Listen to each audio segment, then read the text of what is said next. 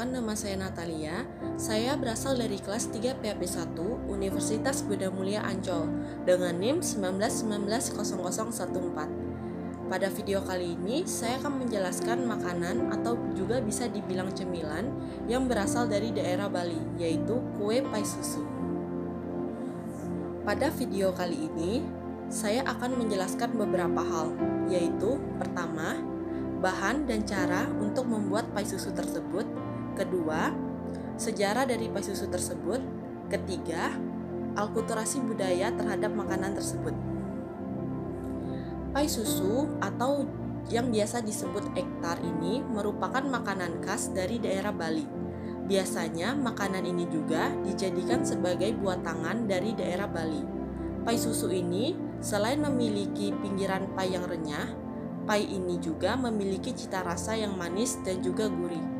Maka dari itu, tidak heran jika pai susu ini banyak digemari oleh banyak orang, mulai dari turis yang datang ke Bali maupun masyarakat Bali yang menyukai pai ini.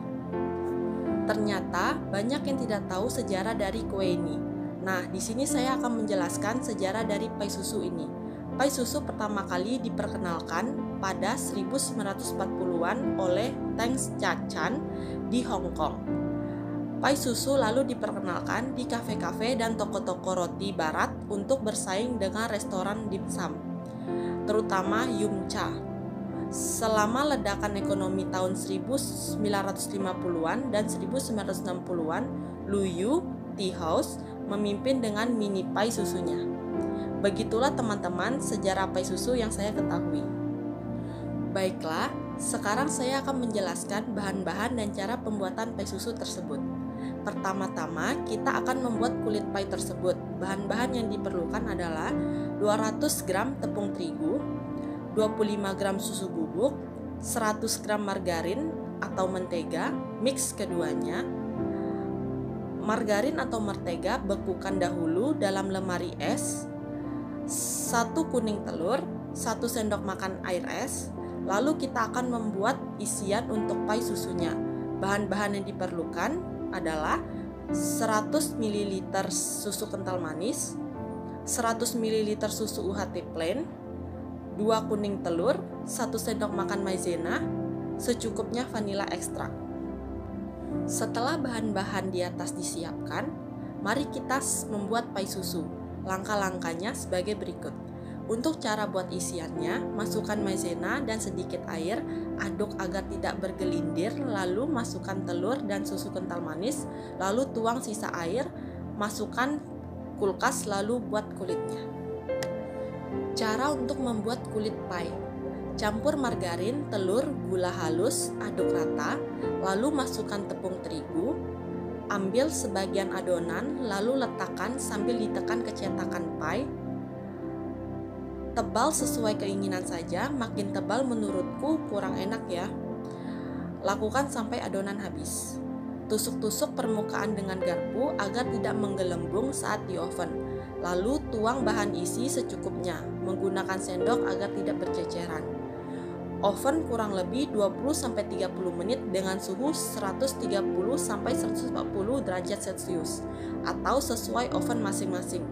Untuk catatan, cetakan yang biasa dipakai pai susu khas Bali kurang lebih seperti ini ya. Entar pinggirannya tinggal dibentuk pakai garpu agar bentuknya lebih cantik. Nah teman-teman, saya akan sudah menjelaskan bahan cara pembuatannya.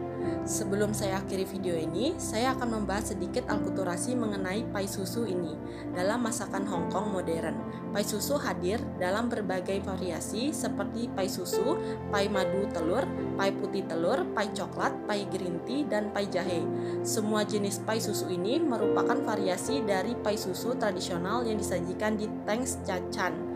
Pinggiran atau bagian kerak keluar dari pai susu Hong Kong ini secara keseluruhan memiliki 2 jenis, short crust pastry dan puff pastry. Pembuatan pai susu Hong Kong ini lebih menggunakan lemak babi daripada shortening atau mentega.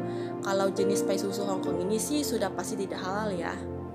Namun selain di Hong Kong, ada juga sejarah lain yaitu pai susu berasal dari Portugis. Kue pai susu di Portugis berasal dari kue puding tradisional Portugis yang diciptakan lebih dari 200 tahun silam oleh suster Katolik di Biara Jerominos. Tokoh kue pertama di luar biara yang menjual kue pada tahun 1837 ini ialah Casa Pastéis de Belém. Di zaman modern ini, kue pai susu ini hadir di seluruh dunia. Konon pai susu ini juga dijual di KFC seluruh Asia dan Asia Tenggara. Nah, namun sekarang di Bali kita sudah bisa banyak menjumpai pai susu. Salah satu pai susu yang legendaris adalah merek Asli Enak. Produk ini mulai memproduksi sejak 1989 saat itu di Bali. Masih belum ada pembuat pai susu. Atas dasar inilah pai susu ini dianggap sebagai pai susu yang asli dan yang pertama di Denpasar, Bali. Selain pai susu Asli Enak, sudah banyak kita jumpai berbagai macam pai susu. Contoh, pai susu Sisi, Sari pai susu Jepun, pai susu Aisyah, dan masih banyak lagi. Kini, itu semua bisa dijumpai di berbagai outlet atau toko oleh-oleh yang ada di Bali. Baiklah, sebagai penutup, saya ingin menyampaikan pesan saya, yaitu jagalah dan lestarikan kuliner Indonesia, sehingga bisa tetap dirasakan oleh anak cucu kita. Saya Natalia, mohon maaf jika ada salah kata. Terima kasih.